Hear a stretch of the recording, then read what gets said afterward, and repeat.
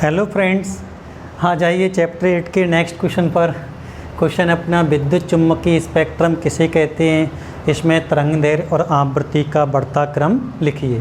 विद्युत चुम्बकीय स्पेक्ट्रम किसे कहते हैं, इसमें तरंगदैर्घ्य और आवृत्ति का बढ़ता क्रम लिखिए।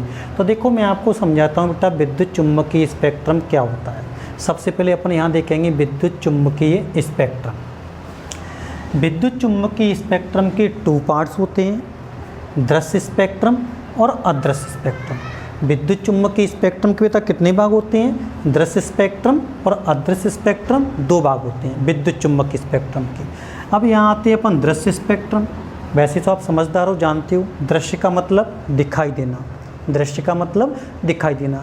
जो चीज़ें हमें इन आँखों से दिखाई देती हैं वो सब क्या कहलाती हैं, दृश्य कहलाती हैं। जैसे बोर्ड अपन को आँखों से दिखाई दे रहा है तो ये क्या कहलाएगा, दृश्य। जो पेन आपको आँखों से दिखाई दे रहा है क्या कहलाएगा, दृश्य। जो चीज़ों को अपन आँखों से देख सकते हैं वो क्या कहलाती हैं, दृश्य कहलाती हैं। दृश्य माने दिखाई देना, दृश्य माने दिखाई देना। अदृश्य बेटा जो हमें आँखों से दिखाई नहीं देती हैं वो अदृश्य कहलाते हैं। अदृश्य यानी दिखाई नहीं देना, दिखाई नहीं देना, दिखाई नहीं देना। दृश्य मतलब जो आँखों से दिखाई देता है वो दृश्य होता है, और जो आँखों से दिखाई नहीं देता वो अदृश्य होता है। यहाँ देखेंगे, यहाँ पर एक सीरीज लिखी हुई है मैंने, गामा किरणें, एक्स किरणें, पराबैंगनी किरणें, दृश्य प्रकाश, अवरक्त प्रकाश, लघु रेडियो तरंगें और दीर्घ रेडियो तरंगें। ये सभी की सभी अपन को सूर्य से प्राप्त हो जाती हैं। सभी की सभी पूरी सीरीज अपन को सूर्य से प्राप्त हो जाती है। लेकिन इस सीरीज में कुछ चीज़ें ऐसी हैं जो हमें आँखों से दिखाई देती हैं, और कुछ चीज़ें ऐसी हैं जो हमें आँखों से दिखाई नहीं देती हैं। जो बेटा आँखों से दिखाई देता है वो किस में आएगा, दृश्य में आएगा, क्योंकि दृश्य माने दिखाई देना। तो जो आँखों से दिखाई देगा वो दृश्य में आएगा बेटा, और जो आँखों से दिखाई नहीं देगा किस में आएगा, वो किस में, अदृश्य में। किस में आएगा, अदृश्य स्पेक्ट्रम में। समझ में आ रहा बेटा। तो जो आँखों से दिखाई देगा वो दृश्य में आएगा, और जो आँखों से दिखाई नहीं देगा वो किस में आएगा बेटा, अदृश्य स्पेक्ट्रम में आएगा। अब जैसे मैं आपको बताता हूँ, जैसे कि गामा किरणें होती हैं, एक्स किरणें होती हैं और पराबैंगनी किरणें होती हैं। गामा किरणें, एक्स किरणें, पराबैंगनी किरणें, और यहाँ पर आ जाते हैं अवरक्त प्रकाश, लघु रेडियो तरंगें और दीर्घ रेडियो तरंगें। ये हमें आँखों से दिखाई नहीं देते हैं। ना तो हमें गामा किरणें आँखों से दिखाई देती हैं, ना एक्स किरणें हमें आँखों से दिखाई देती हैं, ना पराबैंगनी किरणें हमें आँखों से दिखाई देती हैं, ना ही हमें अवरक्त प्रकाश आँखों से दिखाई देता है, ना लघु रेडियो तरंगें आँखों से दिखाई देती हैं, ना हमें दीर्घ रेडियो तरंगें आँखों से दिखाई देती हैं। जब ये आँखों से दिखाई नहीं देती हैं तो ये सब की सब किस में आएंगी बेटा, ये सब की सब अदृश्य स्पेक्ट्रम में आएंगी। किस में आएंगी, अदृश्य स्पेक्ट्रम में, क्योंकि आँखों से दिखाई नहीं देती तो वो किस में आती हैं, अदृश्य में। अब जैसे अपन इस दृश्य की बात करते हैं, इस दृश्य की, दृश्य प्रकाश की, इसमें 7 कलर आते हैं, V, I, B, G, Y, O, R. और ये 7 कलर बेटा अपन को आँखों से दिखाई देते हैं। आपको मालूम भी होगा ये 7 कलर कहाँ से प्राप्त होते हैं, सूर्य से प्राप्त होते हैं। बे, जा, नी, है, पी, ना, ला, या इंग्लिश में बोलेंगे तो V, I, B, G, Y, O, R. और ये 7 रंग बेटा अपन को आँखों से दिखाई देते हैं। जब 7 रंग अपन को आँखों से दिखाई देते हैं तो दृश्य प्रकाश वाला भाग किस में आएगा, दृश्य स्पेक्ट्रम में आएगा। समझ में आ रहा है बेटा। ये आँखों से दिखाई देता है तो दृश्य स्पेक्ट्रम में आता है, और जो आँखों से दिखाई नहीं देता तो वो अदृश्य में आता है। और इन दोनों को अपन जोड़ दो, दृश्य और अदृश्य दोनों को प्लस कर दो, दोनों को जोड़ दो, तो ये पूरा क्या बन जाएगा, विद्युत चुम्बकीय स्पेक्ट्रम। क्योंकि विद्युत चुम्बकीय स्पेक्ट्रम में 2 भाग हैं, दृश्य और अदृश्य। और इसमें देखो कुछ दृश्य भी लिखे हुए हैं और अदृश्य भी लिखे हुए हैं। तो ये पूरी सीरीज किस में आएंगी, ये पूरी सीरीज विद्युत चुम्बकीय स्पेक्ट्रम में आएगी। बात बेटा समझ में आ रहा है, ठीक। तो मैंने अभी आपको समझाया दृश्य क्या होता है और अदृश्य क्या होता है। जो हमें आँखों से दिखाई देता है वो दृश्य, जो हमें आँखों से दिखाई नहीं देता वो अदृश्य। ठीक बेटा, तो दृश्य हमें 7 कलर आँखों से दिखाई देते हैं, दृश्य स्पेक्ट्रम में आएंगे। ये गामा किरणें, एक्स किरणें, पराबैंगनी किरणें, अवरक्त प्रकाश, लघु रेडियो तरंगें और दीर्घ रेडियो तरंगें, ये हमें आँखों से दिखाई नहीं देते हैं, तो ये किस में आएंगे? अदृश्य स्पेक्ट्रम में आएंगे। इतना बेटा क्लियर हो रहा है। अब बात आती है विद्युत चुम्बकीय स्पेक्ट्रम का आंसर क्या लिखेंगे। तो देखो विद्युत चुम्बकीय स्पेक्ट्रम का आंसर हम ऐसे लिखेंगे, यहाँ से ध्यान से देखेंगे। ये बहुत सारी तरंगें लिखी हुई हैं, बहुत सारी तरंगें लिखी हैं, तो इसको अपन लिख सकते हैं विभिन्न तरंगदैर्घ्य। क्या लिख सकते हैं?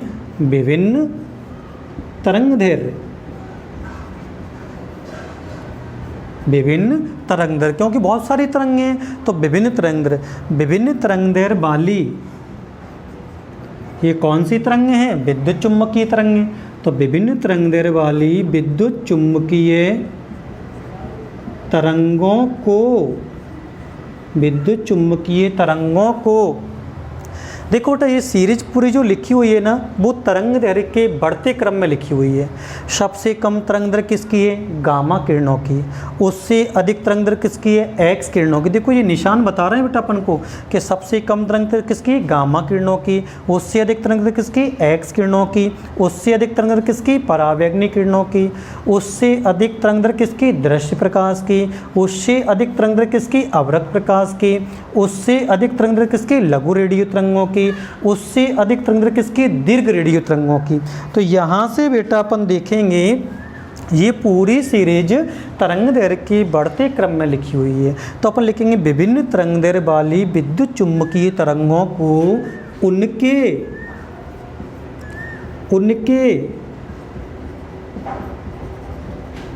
तरंगदैर्घ्य के आधार पर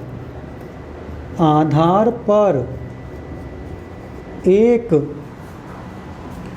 क्रम में रखा गया है। यानी जो सीरीज लिखी हुई है, ये क्रम लिखा हुआ है, और ये क्रम किसके आधार पर लिखा हुआ है? तरंगदैर्घ्य के बढ़ते क्रम के आधार पर लिखा हुआ है।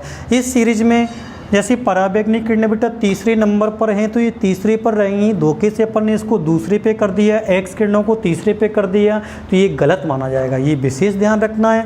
अवरक्त प्रकाश यहाँ आता है तो यहीं आएगा। अगर आपने इसको यहाँ लिख दिया, दृश्य प्रकाश को बाद में लिख दिया, तो ये पूरी सीरीज बेटा गलत हो जाएगी, क्योंकि ये पूरी सीरीज तरंगदैर्घ्य के बढ़ते क्रम में लिखी हुई है। तो बेटा जो यानी सबसे कम तरंगदैर्घ्य किसकी? गामा किरणों की। सबसे अधिक तरंगदैर्घ्य किसकी होगी?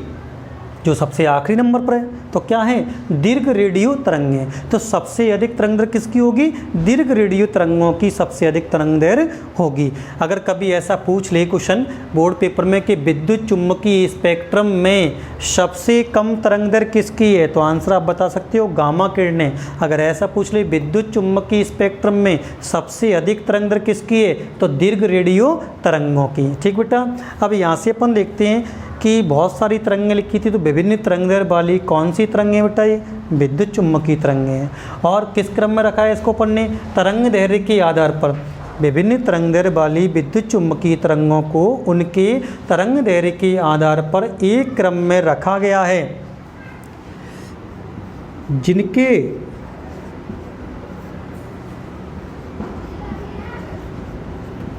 सामान्य गुणधर्म समान परंतु निजी गुणधर्म अलग अलग होते हैं, अलग अलग होते हैं। इस क्रम को विद्युत चुम्बकीय स्पेक्ट्रम कहते हैं। विद्युत चुम्बकीय स्पेक्ट्रम कहते हैं। देखेंगे जरा क्वेश्चन था विद्युत चुम्बकीय स्पेक्ट्रम किसे कहते हैं, तो आंसर यहाँ से लिखेंगे विभिन्न तरंगदैर्घ्य वाली विद्युत चुम्बकीय तरंगों को उनके तरंगदैर्घ्य के आधार पर एक क्रम में रखा गया है, जिनके सामान्य गुणधर्म समान जिनके सामान्य गुणधर्म कैसे हैं, सबके समान। ये जितनी भी तरंगें हैं, गामा किरणें, एक्स किरणें, परावर्तन जितनी भी हैं, सबके सामान्य गुणधर्म कैसे बेटा, समान। लेकिन निजी गुणधर्म कैसे हैं, निजी गुणधर्म सबके अलग अलग होते हैं। ऐसे मान लो बेटा, जितने भी आप स्टूडेंट हो, आप सभी 12th क्लास में हो, तो इस 12th क्लास में आप सभी विद्यार्थी हो, तो ये तो आपके सामान्य गुणधर्म हो गया, क्यों आप सभी 12th क्लास में हो, सभी आप बोर्ड के पेपर दोगे और सभी मनोज सर से पढ़ रहे हो आप लोग। लेकिन सबके परसेंटेज अलग अलग बनेंगे, सबका रिजल्ट जो है अलग अलग बनेगा, रिजल्ट सबका अलग अलग बनेगा। इसका मतलब वो आपका निजी गुणधर्म है। आप जैसा पढ़ोगे, जैसे आपके परसेंटेज बनेंगे। सामान्य गुणधर्म, आप 12th क्लास में सभी विद्यार्थी, वो आप सामान्य हो, 12th क्लास में हो। लेकिन आप निजी अपनी खुद की पढ़ाई करोगे, उसके हिसाब से आपके परसेंटेज बनेंगे। ऐसा ही इनका होता है। निजी गुणधर्म का मतलब होता है, जैसे गामा किरणें हैं, गामा किरणों का उपयोग कैंसर के इलाज में होता है। एक्स किरणों का उपयोग शरीर की टूटी फूटी हड्डियों के एक्सरे खींचने में होता है ना। ऐसे ही सभी का होता है। दृश्य प्रकाश का उपयोग वस्तुओं को देखने के लिए किया जाता है। पराबैंगनी किरणों का उपयोग कीटाणुओं को मारने के लिए किया जाता है। यहाँ पे बेटा देखेंगे अवरक्त प्रकाश, अवरक्त प्रकाश का उपयोग रोगियों की सिकाई करने में किया जाता है। और कोहरे धुंध में सही सिग्नल देने में भी इसका उपयोग किया जाता है। कोहरे और धुंध में सही सिग्नल देने में भी इसका उपयोग किया जाता है। और अंधेरे में फोटोग्राफी करने में भी इसका उपयोग किया जाता है। लघु रेडियो तरंगों का उपयोग बेटा टीवी और रेडियो प्रसारण में किया जाता है। लघु रेडियो तरंगों का उपयोग टीवी और रेडियो प्रसारण में किया जाता है। और दीर्घ रेडियो तरंगों का उपयोग, दीर्घ रेडियो तरंगों का उपयोग पुलिस रेडियो प्रसारण में किया जाता है। जो वायरलेस सेट होते हैं ना, पुलिस वालों के जो वॉकी टॉकी होते हैं वायरलेस सेट, तो उनमें वॉकी टॉकी चलाने के लिए दीर्घ रेडियो तरंगों का प्रसारण होता है। इसलिए वॉकी टॉकी कहीं पर भी नेटवर्क नहीं छोड़ता। कोई भी पुलिसकर्मी कहीं पर भी ड्यूटी पर तैनात है, उसके वॉकी टॉकी हमेशा बजते रहते हैं और वो कभी भी समाप्त नहीं होगा और तरंगें बराबर उनकी चलती ही रहती हैं। तो यहाँ से देखेंगे बेटा विद्युत चुम्बकीय स्पेक्ट्रम में विभिन्न तरंगदैर्घ्य वाली विद्युत चुम्बकीय तरंगों को उनके तरंगदैर्घ्य के आधार पर एक क्रम में रखा गया है। इस क्रम में रखा गया है जिनके सामान्य गुणधर्म समान परंतु निजी गुणधर्म भिन्न भिन्न होते हैं, यानी अलग अलग होते हैं। इस क्रम को हम विद्युत चुम्बकीय स्पेक्ट्रम कहते हैं। इस क्रम को हम विद्युत चुम्बकीय स्पेक्ट्रम कहते हैं। Okay, thanks.